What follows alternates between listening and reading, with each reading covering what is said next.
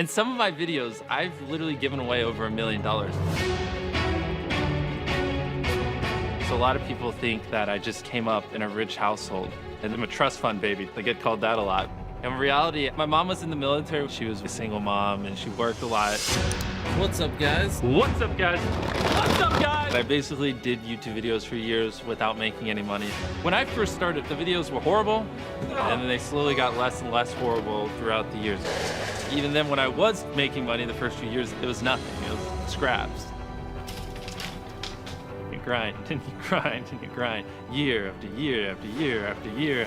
It definitely does hit you, but I had more reasons than just wanting to be famous or just wanting money. Anything you can fit in this mysterious circle, we'll pay for. Thank you so much. Dude, that's awesome. We ain't never had nobody bless us like this. As selfish as it sounds, I like helping people because it just makes me happy. I like seeing their faces light up. I like seeing how excited they get. Nothing is more entertaining than just seeing someone just go from like having a rough day to just going like, what? Genuinely, from the bottom of my heart, thank you. Thank you. It's just what I loved. It literally is what makes me happy. I was really shy, especially when I was younger. I really didn't like being around people. Just thinking about possibly being a YouTuber one day was enough to keep me happy. I want to use brands to allow me to help people. I was like, I think I just cracked the code.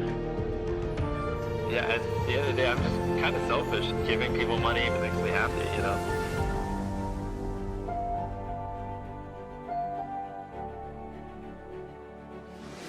If you had told me when I was 13 that I would give away $1 million in a single video, I just wouldn't have even known how much money that was. I would have been like, is that more than $100? I mean, $50 was a lot to me back then.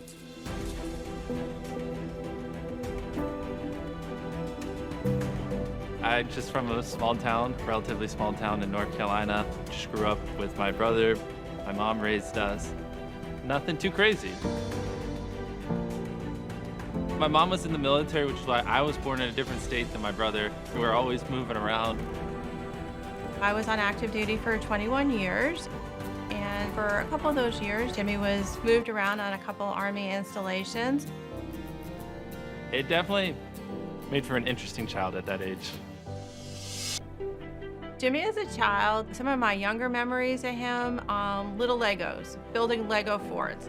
Like the entire room is a huge Lego fort. He was intense and he was passionate about what it was that he was working on at the time.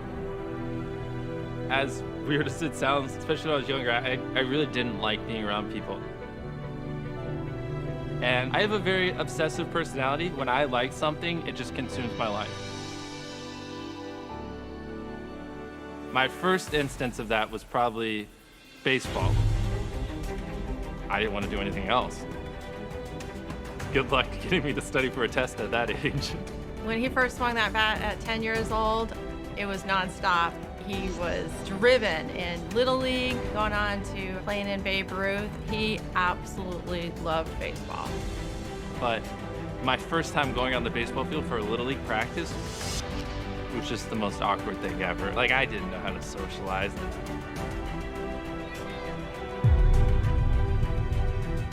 A funny story is I would always wear my hat like this, and then like the coaches would like pull it up. I was beyond shy. Even if there was a person in front of me, like, good luck getting me to talk to them. It's impossible.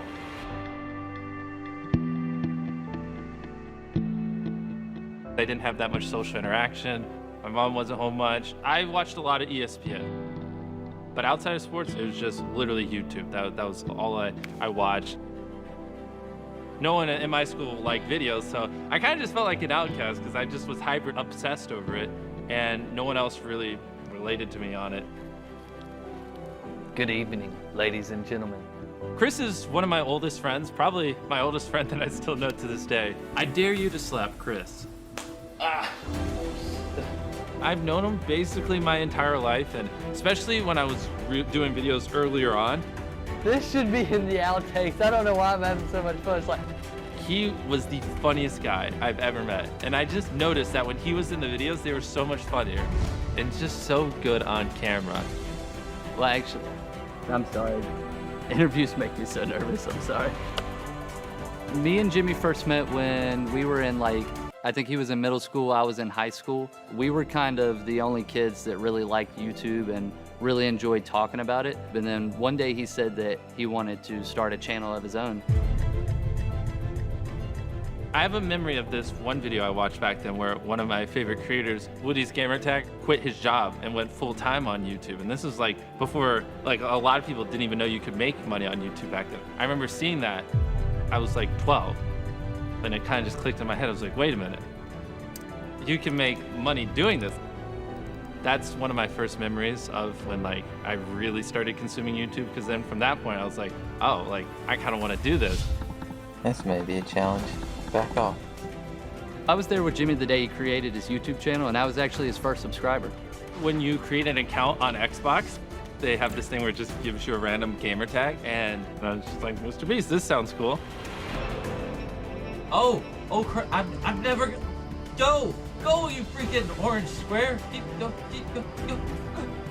During that time, he was kind of trying a bunch of different things. What is going on, guys? I have kind of a mini rant for you guys real quick. We started making commentary style YouTube videos, which is you have somebody playing a video game and then you're just talking over, giving your opinions about stuff. I don't want to give YouTube tips or anything because I'm not a big channel by any means. He started doing that for a while, which kind of turned into a new series that he started where he was talking about YouTubers and how much money they make. What's up, guys? PewDiePie is getting around 7.5 million views per day, which is around $14,000 a day, and millions upon millions of dollars a year. That's the type of stuff I was making when I was 14, 15 on YouTube. And then when I was 15 years old, I got diagnosed with Crohn's.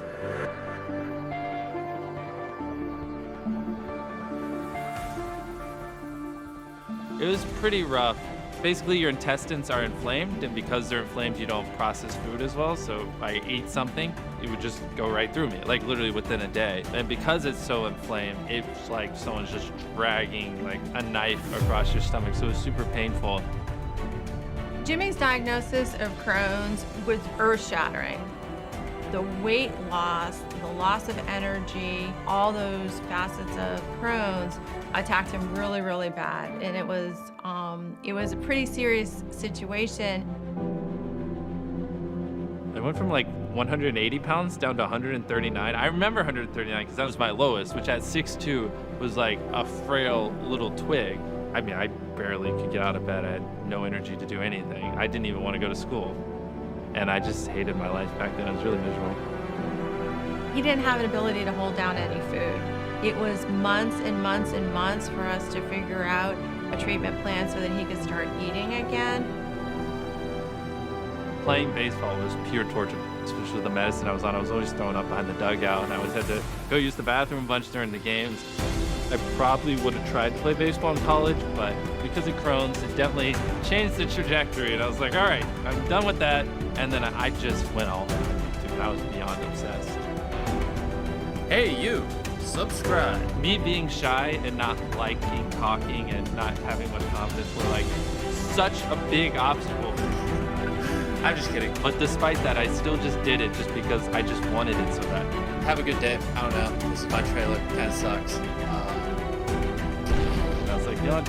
I don't like talking to people, but I just really like making videos. So as weird as that sounds, so I just got to get used to it because this is